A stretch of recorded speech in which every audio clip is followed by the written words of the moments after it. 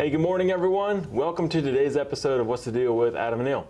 I'm Adam. I'm Neil. Yep, it's Monday morning. Thanks for joining us. It's fun to be able to get together. Yeah. Hey, how about this weekend was freezing? Yeah. What's that about? Yeah. What's the deal with that? What's the deal with this crazy wind and cold temperatures? Yeah, how did all your veggies hold up? Well, I am smart. Yeah? And I did not Tell us. plant my vegetables. So I've been watching the weather for a few days now, or a couple weeks now. Yeah. And I kept saying, hey, this day I'll plant them. And then that day rolls around, and then I look at the weather, and there's like cold nights coming. So I'm like, nope, no, I'm going to wait till this day. And then same thing. So my plan is on Wednesday to plant my vegetables. Got it. So now we should have warm weather going It should forward. be, yeah. Did We're you past use the frost date. Do you use like your funny bone to tell you if it's getting cold, or do you use the Farmer's Almanac or something? Yeah, the funny bone. Yeah. I stick my elbow up in the air, and if it's cold Yeah. on like the inside, it's no go. Yeah, that's like Greene County born and raised right there. Yeah. It's part of the bones. You actually just taste the dirt. And There you you can go, tell by yeah. the taste of it. Yeah, when I taste the dirt, I just taste dirt. But you're like, I know it's ahead. Yeah, I wonder if the Farmer's Almanac called this weekend. I never looked at it.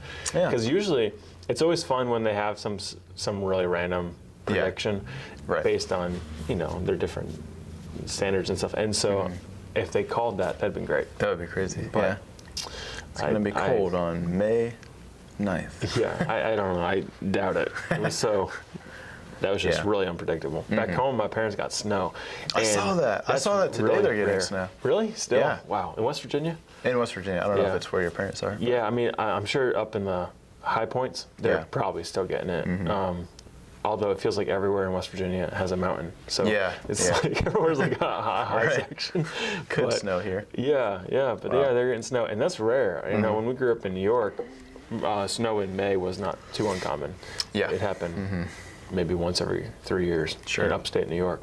But West Virginia was actually pretty rare. Yeah. And down here, man, like to get this warm, Yeah. that's kind of rare. Right. It's crazy. So, yeah. So, Yeah. Who would have thought Mother's Day snow in West Virginia? Yep. Happy Mother's Day with snow. Yeah. Right. For all the moms who would say, man, why didn't they put Mother's Day in January? Yeah. I love the snow. Yeah. Well, Here you go. some of you got that. Drive to West Virginia. Yep. Eat Or the snow. if Gail is Come watching. back. I know. Hey, Hey, there Mom. you go. She might be. I don't know. Sometimes she does watch the show. It's really funny. I hope she watches it one day when I say her name, because Yeah. I've said her name probably 3 times now. Nice. So how was last week with Matt on the show? I know it was Matt and Yeah, Matt, we have Matt and Maddie. Maddie, yeah. Yeah. But how was that? It was interesting. How was it working with the Matts? Yeah, so both of them tried to overthrow With the you. Matthews, I should say. Oh, Yeah. were they? Yeah, in different points. Oh, man. They would, So like tell me. Maddie had this whole game plan of we should change the name. Like he even had Jason change the graphics so it said, crossed What? out Adam and said Maddie For and the Neil. show? Yeah. That's funny. And I then- saw the posting. I thought Maddie did that because it looked like he just Oh, he might have. used No, I think his Jason. finger Yeah. and made that. Oh, man. Jason. He manipulated Jason to use his talents to overthrow you. Man, So I step away, I get a little break. Next thing I know, there's a mutiny. That didn't take long. yeah. Good thing we're not going on a pirate ship across the Pacific. You guys would last 1 week. Not even a whole week. Right. You last 4 days before you say, Oh, man. we're going a different direction. Yeah. And then Matt, he had his own thoughts of. Well, he was actually trying to overthrow both of us and naming the show something with Maddie and Matt. Oh, wow. And I was sitting here just taking it, and he was Man. just trying to get rid of both of us and have his own show. Well, at So. least they're, I don't know, independent thinkers. Yeah. But no, both of us had some good conversation, Good. and they actually did their own show on Wednesday. Did they? Yeah. Oh, So that explains. It had neither one of us. Oh, wow. Yeah. Man, that's a first. Neither one of us to hold down the fort. What's the deal with Adam and Neil? Adam and Neil were both gone. That's great. Actually, that's funny. Yeah. It's like when you watch something on ESPN, although I don't really watch that. But if you were to, and they had like their anchors, but they were both gone. Yeah. For whatever reason. So yeah, I actually didn't watch any of the episodes. I was trying to give Nice. myself a full break. Yeah, that's a good idea. Like, kind of take advantage of some time right now. And but yeah, it's nice to be back. Yeah. I feel refreshed, cool. ready to go. Yeah. Also, unlike I think the week before, I was struggling to get some coffee here. Our K-cups have been out. Yeah. You know, like we just haven't bought them because you got to go to the store and wear a mask. Right. All right. So we'll just bring our own coffee. So today I got a full thing of coffee. Nice. And I'm ready to go. You know what coffee I'm drinking this morning? What's that? I'm drinking the dark roast of Cafe Caleb. Ooh. Yeah. How is that? Really good. It's excellent. And that's the one in Columbia. Yeah. For that's our everybody who's Columbia unfamiliar partner, with that. Yeah. I say that only because actually, and I don't fully remember, but there was like a coffee house with the name Caleb in it back home. Nice. Yeah, not like as a shop, but it was something you could buy. It was either back home or at Liberty. And so whenever I hear Cafe Caleb, I mentally pause because I'm like, wait, oh, the hipster one? Oh, no, not the hipster one. The indigenous people one. Oh, okay. The kid with the raccoon hat that sold coffee on the side of the road in West Virginia? Named Caleb? No. Okay. Yeah. So it wasn't. I mean, trust me, we didn't really have coffee shops. Yeah. We had some hybrid Starbucks. Even when I was in definitely like late high school, maybe college. Nice. The best I had back there was some sort of like it was a store that sold. I don't know if you ever heard this, but there were some stores that sold Starbucks coffee, but they weren't Starbucks. Oh yeah, places. Right, So like we had grocery stores and stuff. So. Well, this was like it was like a coffee shop. Oh, nice. But they sold like you could go in and get it brewed and everything. Yeah. But they weren't a Starbucks. So Right. when I was in I college, think, at some point they came out with one. Yeah, I think that Barnes & Noble is like that. Oh. Where it's really? not technically a Starbucks, but they brew Starbucks coffee. Got it. But it's like they have their own, like Barnes & Noble cups and stuff. Oh, okay. But yeah. So that same concept. Yeah. So that's the best we had back home, and that was a big deal. They're like, go get your Starbucks. Not the real thing, but it's good enough for us. So trust me, we didn't have a coffee shop with a guy wearing the raccoon hat and making his own awesome brew. man. But yeah, the name rings a bell, and I don't remember what it is. That's what I picture. So around here, or like in, normal places, there's like the Normal places. there's the little girl with the lemonade stand. Of course, get a lemonade for $1 or something Yeah. like that. In West Virginia, I picture a little kid. It's got to be a little kid missing like a front tooth Definitely. with a raccoon hat, selling black coffee on the side of the road. That's awesome.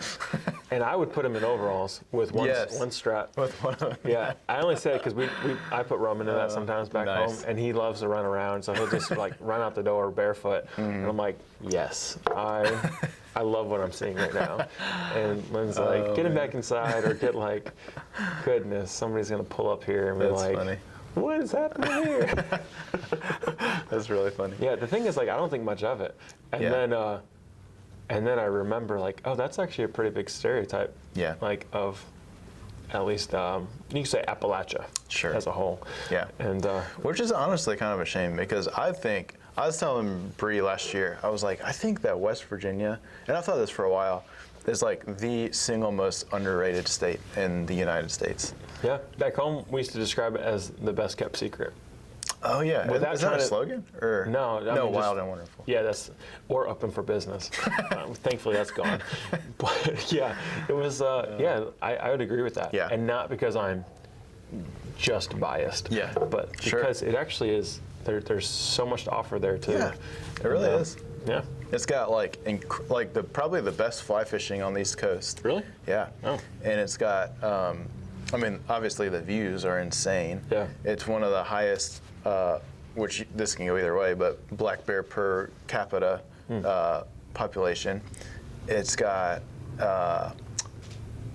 they've done like restoration projects for animals like elk and stuff that have fled the scene or like been hunted out. And there's just so much. Oh, and like skiing and snowboarding is huge. It's got whitewater, like I know guys in Colorado who during Colorado's off season moved to West Virginia to guide in West Virginia because the rapids are so good there. Oh yeah. So it's like Upper and Lower Golly are Yeah. fantastic. It's crazy. Yeah. I love that stuff. Actually, just even talking about it makes me want to head on over there at some point here in the next. Well, everything's kind of shut down, I guess. Oh, that's true. When things open up, trying to go across the state and participate in some of those recreational activities. We should have a what's the deal with Ab and Neil on whitewater rafting. Yes. And like the only experience I've ever had is like paying to go on a raft with somebody. So we could just like get our own raft and like Yeah. just like Right after it rains. yeah. Just actually, so growing up, there like whenever we would do some of that stuff or do some hiking, there was always like a guy. There were several, but there would always be somebody in a kayak just kind of going down, and it was so cool. I mean, I was like really into that stuff, and thought this is what I want to do. Like I want to be a whitewater raft guide. I want to have my own kayak and like go down this and like kind of just make this a part of my life and or like profession. Yeah. Because of those guys that specifically the kayakers. So we could do that. Yeah, that'd be awesome. Man, Yeah, those guys are hardcore. They have the helmet. And, oh yeah. Yeah. Yeah.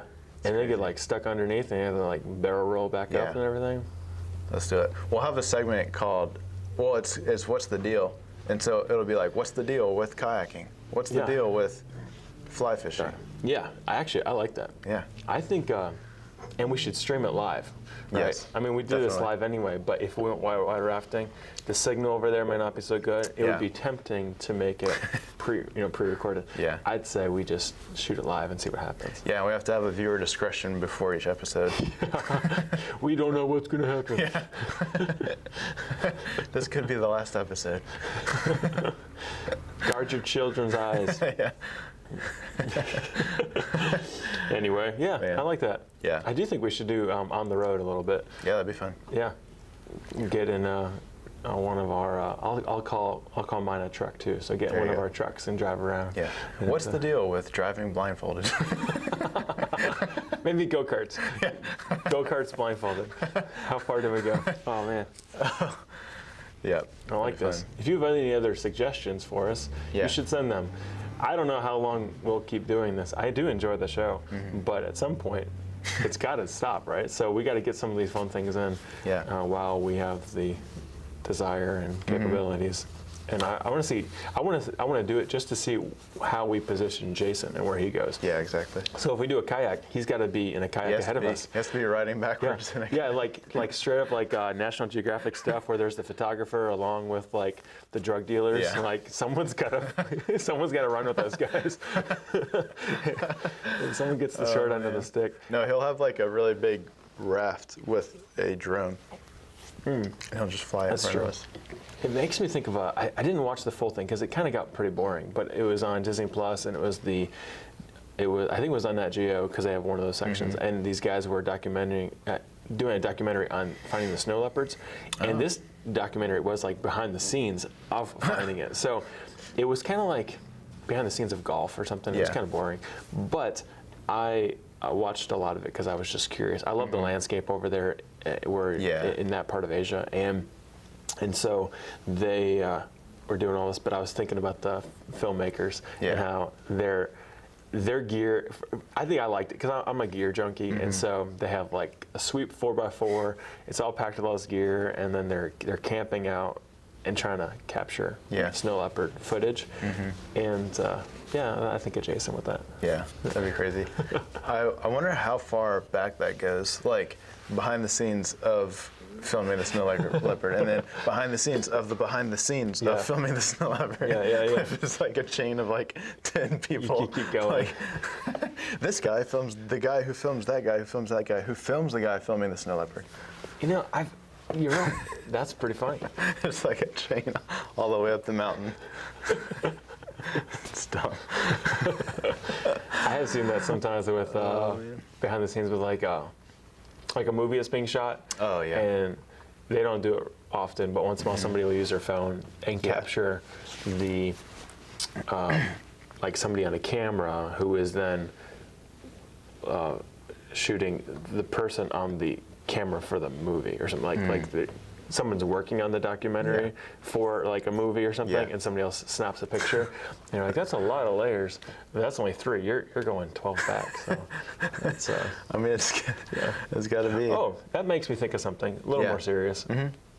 It sounds like how did you go there, but my mind did.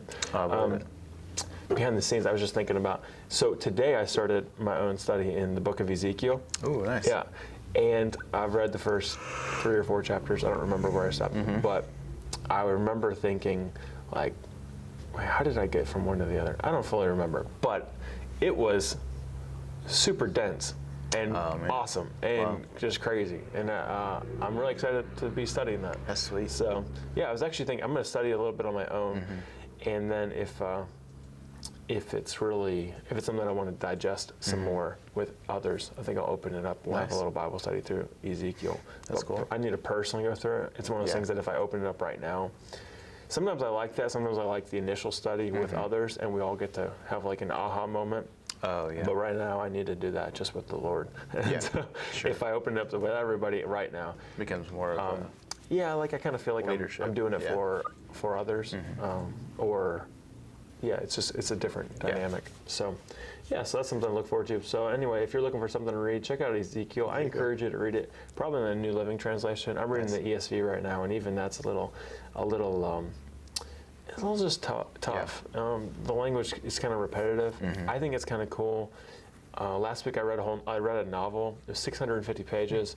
It was super bizarre, and reading Ezekiel made me think of that. I was like, whoa, this is like a Bible version of some really sci-fi fantasy novel, because it includes really bizarre prophetic visions, and I think it's fantastic. That's cool. But anyway, Would you ever name your child Ezekiel? yeah, it's actually on our short list. Oh, nice. Yeah. Would you call him Zeke? I don't know. Zeke Schwenk. I hadn't thought of that. I just really like the name Ezekiel. Yeah, that's a cool name. Yeah, it's funny. So we named our kids Roman and Atlas. So a lot of people probably just assume we have this, like, I don't know, Greek mythology thing. I don't know what I mean, or Roman. I don't even know if it's Roman mythology or Greek mythology. They kind of get them all mixed up. But they might assume that. The thing is, we actually really like really strong Bible names. But each time, kind of prayed about what we should name our kid, and those are the names that rose to the top. But yeah, there are some really strong Bible names. So Ezekiel's one of them. I think it's worth floating. You guys should consider one day. I'm not saying any baby announcement on your behalf. Not saying it's happening, but consider something like Habakkuk. Maybe Nahum, because it's shorter and easier to spell. But like, I just want to. I want to. Yeah, I want to like the name Habakkuk. Just. It's kind of a weird name in American society, though. But it'd be fun, like, for the kid. Maybe not. But it'd be fun, like, I would just want to be in the room when the first grade teacher is going through, like, the roster, and they see Habakkuk Schwenk on the list, or Habakkuk Lamb. Habakkuk. What is that kid's nickname? Because that What about Abednego? Yeah. That'd be a strong name. Yeah. He'd probably go by Abe. Abednego. And then everyone thinks it's Abraham. Yeah. Nope. Abednego. It's Abednego. That's great. That'd be sweet. That's a good zinger, especially if they go to a Christian school. Yeah. That's and they're like, whoa, your parents were, they were gutsy. Yeah. So for us, a lot of people have asked, like, oh, those family names, and I just reply, well, no, but it is now. And that's kind of my thought with, like, you started the family name. Every family name had the first name. Sure. It's kind of like the behind the scenes of the behind the scenes. Yeah. You know? You are the first one. Yeah. So if we name, there's a lot of family names in our family history. If we went with one of those, I kept thinking, who are we naming it after? Our grandpa or after his dad or his dad? Like, how far back does this go? Right. I don't know. We didn't have good records. So let's just go with a name that we know. I guarantee there has not been an Atlas Schwenk before this. So there you go, girl. And, that'd be really funny if there was an Atlas Schwenk, like way back in the day. Dude, it would be. Like, so far back that it actually, back when it made sense. Yeah. When it was a popular name or something. Yeah. Right. Like, there's so many Atlases. We got to stop naming our kids Atlas. Yeah, exactly. Yeah, we need to go with Bible names. And then, like, they all started this trend that we now know. Although your name's Neil. I don't think that's in the Bible, is it? I don't think so. Not Like, that I know. I was trying to think of some variation, but I don't know. So, Nope. So look, just straight Neil. Yeah. I have not met very many Neils, which I kind of have enjoyed. Yeah. It's been fun having a good solid, Like less common name. Yeah, less common name. This weekend I planted some tomatoes. I told you I didn't, but I planted 2 tomato plants yesterday. Okay. So it's after the freezing and stuff. And I planted them upside down. Tell me about this. On purpose? Yeah, on purpose. Okay. Yeah, I've got a picture. This was something that okay, it's hard to see because of the grass and stuff. That looks like a box. Yeah, maybe, let's see. Did I only give you that one picture? Or I gave you 2, but that's the top of it. Got it. Okay. So you planted it in the air. Yeah. Okay, go back to the other one. Sorry, Jason. I like this. A suspended tomato plant. So it's hard to see, but underneath of the box, there's 2 tomato plants right there. Oh, yeah. I see those little things, those leaves right there. Yeah, Yeah. it's tricky. Yeah. So I saw this on one of those as seen on TV commercials where they have like a bag where it's like grow your tomatoes upside down. Yeah. But it's like just this like plastic bag. So then I Googled like the legitimacy of growing tomatoes upside down, and I saw these like do-it-yourself projects where it's like drill a hole in the bottom of a 5-gallon bucket and plant the tomato and then put dirt on top. And then I was like, that's ugly. So let me figure out how to do this. So I took a pallet, took it apart, and put it together like this. And Yeah, look at that craftsmanship. yeah, thanks. That's cool. And then I read about some companion plants to tomatoes. So they like partner well together, like keeping bugs off each other. And so they're all herbs. So I've got some herbs growing on top and then tomatoes growing below. So I'm interested to see how this plays out. I have Is no the clue. idea for them to crossbreed in the dirt and to make It becomes its own fruit. a spiced tomato? All you have to do is blend it and it becomes salsa. Like the herbs and the tomatoes come together, and you bite into it, you're like, oh, that's, I don't even know what Italian seasoning is. You're like, oh, it's delicious. This is the perfect. Well, we actually saw that in Colombia.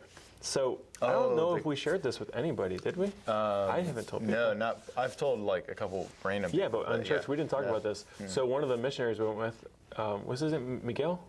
Sound? It was like Michelle or something. Oh, that's It's right. like- That's right. I can't.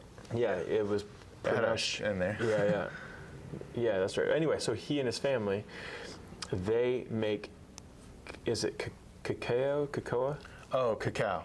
Cacao, Yeah, like the beans. chocolate, yeah. Yeah, and they basically spliced 2 different types of the same plant. Like, I guess, I don't know if it's a species or what it should, what the terminology would be for different types of plants. But, and then they stick them together and Yeah. like tape them together. Yeah, literally like duct taped them. Yeah, and then, they do their thing in the vine. Yeah. And produce one that's like. So, what do you remember the combination? Well, it was like flavor was good for one. Yeah. But sausage. The other one like produced a lot of fruits. Oh, that's it. Yeah. Yeah. So they could have more Yeah. of a flavorful kind, and it was the kind that they said it was really high demand. They get a lot of money for it. Yeah. And it was, I don't know the exact language, but it basically was like, this is the kind that is extra special. Yeah. And it was so cool to see. Yeah, so we had flown in from a different part of Colombia on the plane, and they brought with them some of the other one, or actually it wasn't. It was the other people that brought it with them. But so the one that they propagated it with came from a completely different area.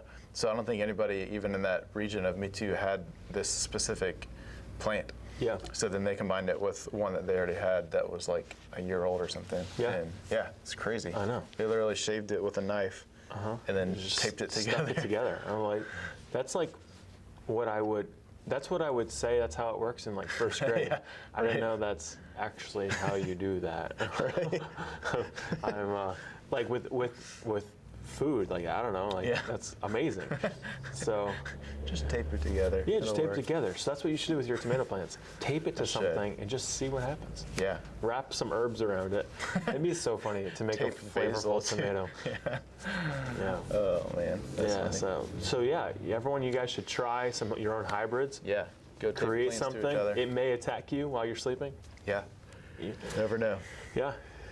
I'm trying to think of funny combinations, not the kind that if I type in hybrids or cross breeding on Pinterest and see like the different veggies or something, but kinds that people haven't thought of, like weird combos, kind of like you have Doritos or Pringles or no, take Doritos because they actually split the bag and they're like, in this bag there is buffalo, wild wing stuff and ranch, and you just kind of have both. So what if you do something like that with the plants, where you think of weird combinations? That'd be crazy. Yeah, like that's somebody's done it.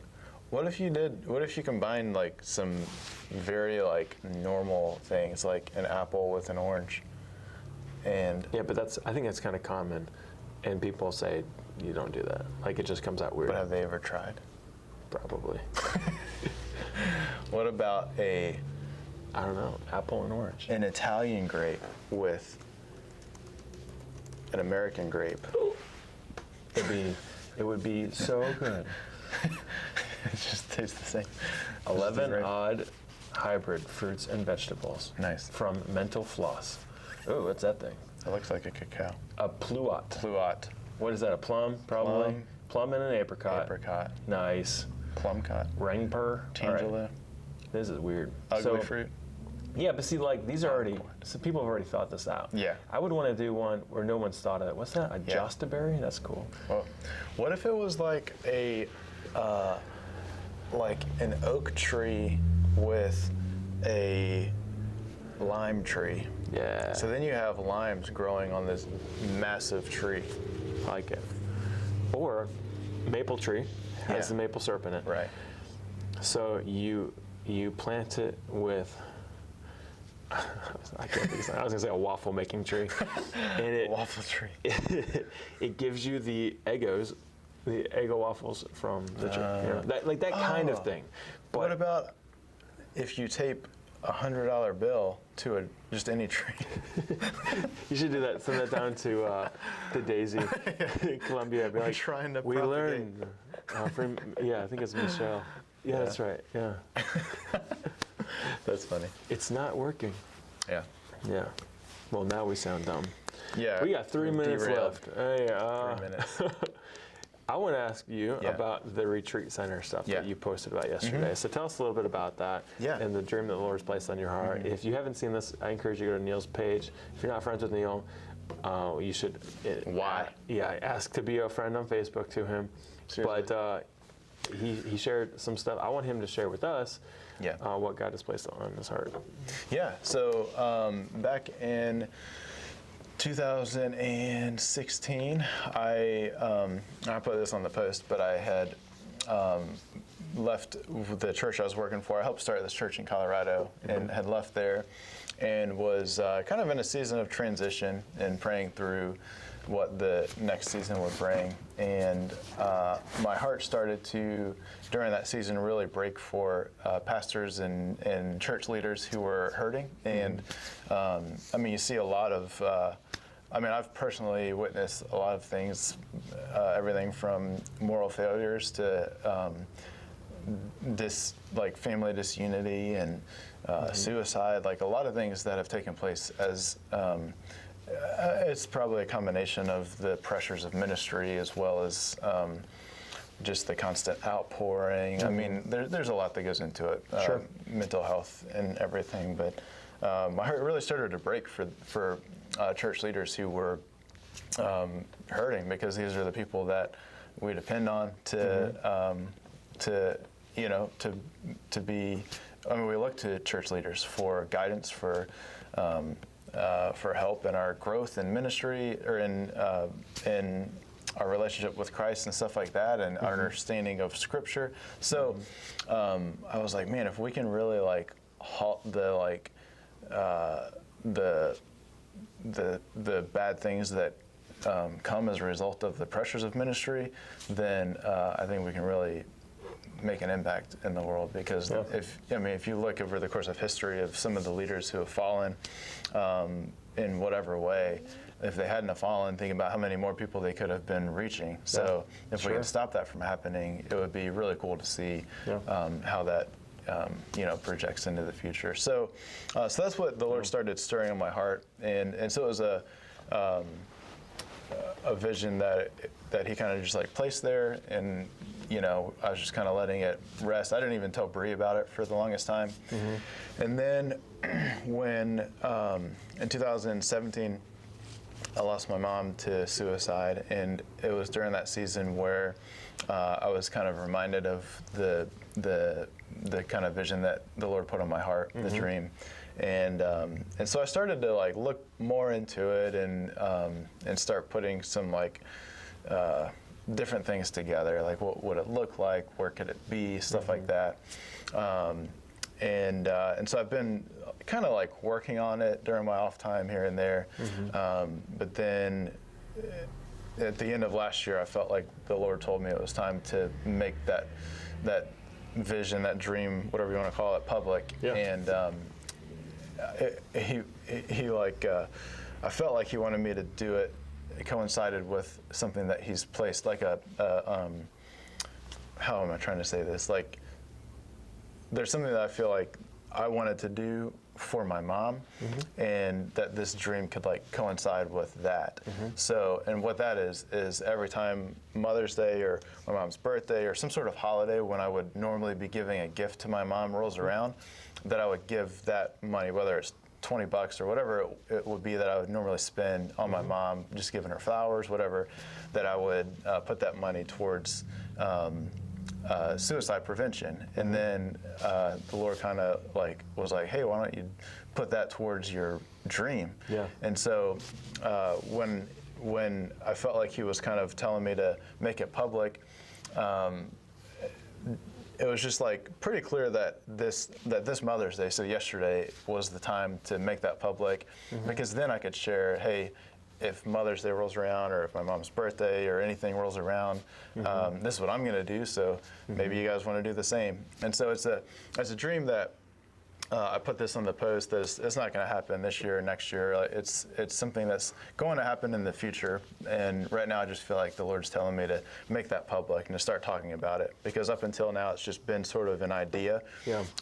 And so posting it and making that public is putting a little bit more legitimacy to it. And so I'm excited about it. I think that if you look, I mean, like I said, throughout the course of history, you see, I mean, many pastors who have fallen into sin, into moral failures, who have taken their life, who have created disunity in their church or disunity in their families. And so my heart really breaks for this niche group of people. Yeah. And I believe the Lord's put desire in my heart to break down those barriers of brokenness. So I can see that. Yeah. Yeah, I love that. I love that you've taken years to bathe it in prayer and think on it, because usually I don't know if there's a correlation, but when the Lord births big dreams in our heart, it's important for us to commit that to prayer for a while. Like rarely will it happen the next day. Right. We even say that with Moses, and as we've been going through that study in Exodus, and how much time there was between this desire he had, or even when he even got to Egypt, the delays that they had before what he needed to do with getting the people out of there. So that's awesome. I love hearing that. Coincidentally, I'm a pastor too. You are. So I hear that and I'm thinking, that's amazing. That's not just a helpful resource to pastors. I would say that's an essential resource. That's the kind of thing that it's becoming more common. Well, by common I mean there's probably not a lot of action in it, but there's been more discussion in pastor circles about the healthy rhythms that pastors should have, and it wouldn't surprise me if this is the kind of resource that churches can begin to budget for when they think about like their pastor and the I don't want to say it like a compensation package, but like the cost of having a pastor. There is the comp side of things, but there's other elements to it. They might be thinking, let's get them an office. If they have a church, they have an office, or like get them a bookshelf, or get them a laptop, or like whatever churches may think. Here are resources we want our pastor to succeed well. Well, they should also incorporate things, whether it's like counseling or an annual, or I wouldn't even say every 2 years, probably an annual retreat of some sort, where they get away and get refreshed.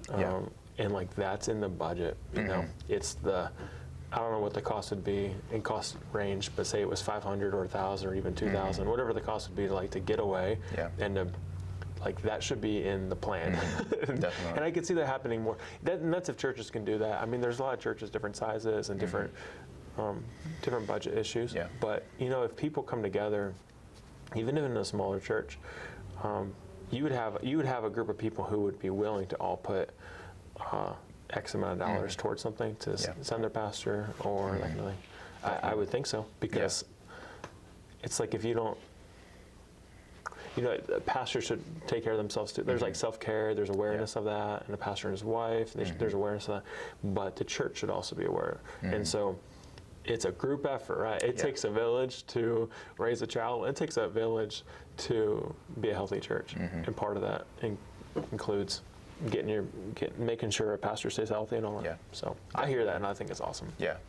Yeah, there's, I don't have the statistics offhand, so I'm not going to say the exact statistic, but they exist showing the overall loneliness that pastors are faced with, because there's obviously, like, you're constantly investing in other people and pouring out, and you've got your family to take care of, and in your case you had your PhD that you were working on, and like many other things going on behind the scenes. Sure, and then people in our church who are passing away.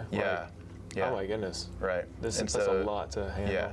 When you think about that. I no sleep because I have a kid, because I have a baby in my arms. Yeah. And so when you think about that, on top of like trying to have friends that can either hold you accountable or just be there for you. I mean, it's like there's not always the capacity for that. So something like this,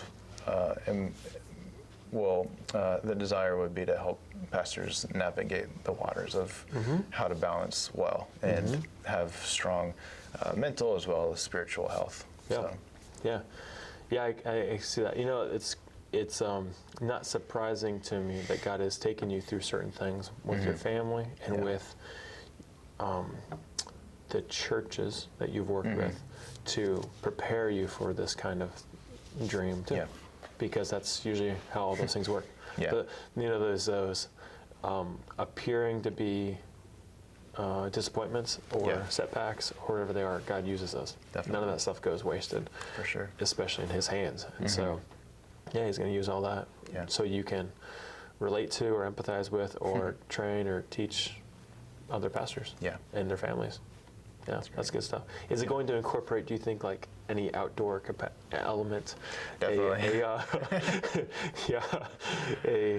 The rugged outdoorsman side of things. Yeah.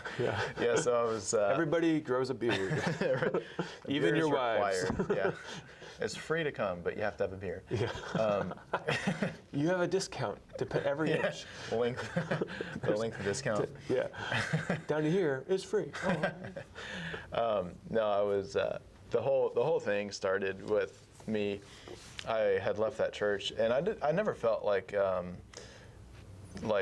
church ministry wasn't where I belonged. But when I left that church, I was praying through like should I look for other ways of doing ministry? Like, I have this huge passion for the outdoors, so should I try to combine that passion with my calling into ministry? Like, I have no doubt that when I was in high school, the Lord called me into vocational ministry. So, so I'm like, I'm not going to go be like a wilderness guide or something. So is there a way to like combine that desire with my calling? And so that's kind of how it like all started. But then when I started thinking through just like what my heart broke for and what I've seen and different things, that's the burden that has just repeated over and over. So that's awesome. So for sure, though, I mean, the whole idea would be to have some sort of like retreat range, whatever you want to call it, that brings pastors in and does trainings and helps recoup and or just like prevent burnout or prevent whatever. So that's amazing. I feel like we could talk way more on that. Maybe we should another day. And because I love that. I could talk about that all day, actually, because of both the need and also ideas with that. So anyway, if you're hearing that, I encourage you to pray for Neil. Pray for him that he would have clarity from the Lord. I'm reminded for myself, when Legacy started in 2016, there was a burden in my heart for church planting that went back 10 years before that. Yeah.